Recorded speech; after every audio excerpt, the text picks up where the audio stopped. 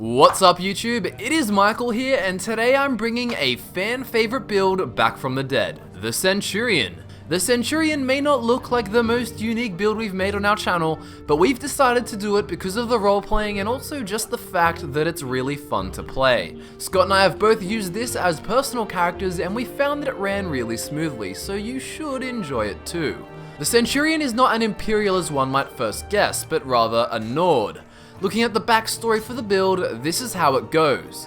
The Centurion is an orphan and grew up in the waterfront district of the Imperial city in Cyrodiil. Growing up until the age of 15, he lived in poverty, and it was then he joined the underground waterfront fight club in order to make a living, or really, to just get by. The Centurion was an absolute warrior. His genetics were certainly something special, and he found fighting extremely natural.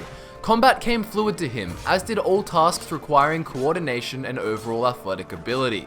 The Centurion was undefeated, and eventually was making enough coin to feed himself adequately. There wasn't a lot of money to be won in the fight club because those that organized it and participated were all poor. On one of the fight nights, a rich Imperial man docked in order to watch the fights. He heard about the fight club from a beggar after being generous with his donations, and with nothing else to do that night, he thought he'd check it out. The rich Imperial watched the young Nord defeat adult after adult, and this crazy talent led to him gaining the opportunity to fight for honor instead of a few coins. He was voluntarily adopted into the Imperial man's family, who wished to enlist him in the Imperial Legion. The 15-year-old was happy to be taken under the man's wing. He was given all the necessities he needed, taught to use a sword, shield, and armor, and lived a very comfortable life with his new family. While it did seem like the Centurion's new father was simply using him to better the army, the two did get on very well, and both valued each other's company.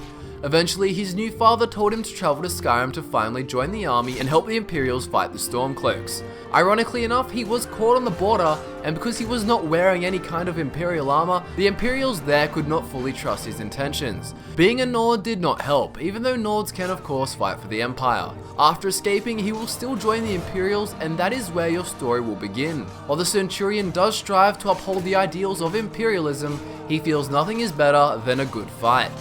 For roleplaying, you're going to want to do all the Imperial Civil War questline and any Imperial Army related quests. A really good example many people don't know about is a quest called Rise in the East. In this quest, you actually go aboard a ship and travel to a location called Japhet's Folly. There's plenty of kabooms and pows, so I 10 out of 10 IGN recommend doing it. I don't have time to explain exactly how to do it, so go over to Google and type Skyrim Rise in the East. If you didn't notice, the Centurion's helmet is not like the normal Imperial helmet you see. It's a unique variant, and one of the easiest places to get it is at Froki's shack. When you do find this shack, follow the snowy path up the hill and the helmet will be sitting at an unmarked shrine of Talos. The helmet also has better stats than normal Imperial helmets, and for some reason if you want more than one helmet, it does respawn. We're also wearing standard Imperial heavy armor, so you're gonna want heavy armor perks. You'll also want to smith up all your gear, and for this you'll actually only need the steel smithing perk, but obviously for the best results you want smithing to be level 100. You'll also be using one-handed for your sword, which is a standard Imperial sword. This sword will need to be smithed up majorly, so feel free to find a really strong smithing potion and also wear a set of gear with fortify smithing on it when you sharpen your sword. So that's one-handed smithing and heavy armor out of the way, leaving me to talk about the final skill you want, block. Block is one of the coolest skills for the Centurion and will feel best after getting the shield charge and quick reflexes perks. Quick reflexes puts the game in slow motion if an enemy is power attacking while you're blocking, and this allows you to spin around behind them, attack them, and finish them off. As you can see, shield charge allows you to sprint with your shield raised and smash the shit out of everything in your way. This goes perfectly in big Civil War battles against lots of Stormcloaks.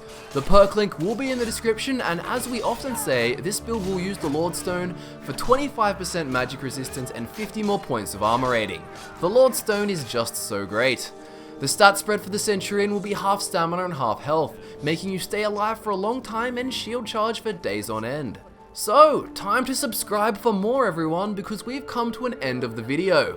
Thanks for watching, and be sure to like this video, share it with your mum, and check the description for all kinds of links. My name is Michael, this was the Centurion, and I'll see you next time.